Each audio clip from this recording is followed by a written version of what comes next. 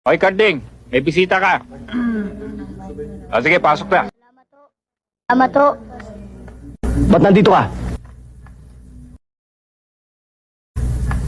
Oh, padala ni Ate Loleng. Pambayad mo daw dito. Saan kumuha ng pera si Loleng? Ewan ko, basta nung dumating siya kanina sa bahay, nalalambot. Puro dugo yung palda niya. Alam mo, Kuya Karding, may suot siyang kwintas. Ang ganda, ganyang kalaki oh.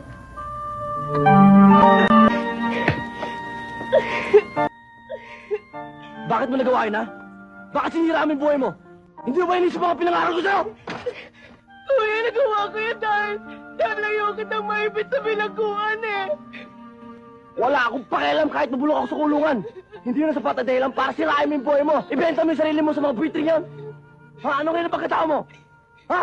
Isa ka na sa mga inayupak na yun. Hindi ba kabilin-piliin ako sa'yo na huwag ka lalapit kay Pando? Ha? Hindi mo ako pinakinggan? Kuya, dahil ayaw kitang makulong.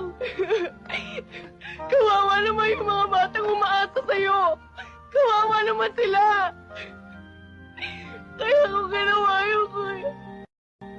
Libag! Ding, tawagin mo sa aling testa manghihilot, ha? Patingnan mo si Loleng. Magdilaysa ka ng pera para sa doktor. Ding, siya Magdilaysa ka! May asikasuhin lang ako.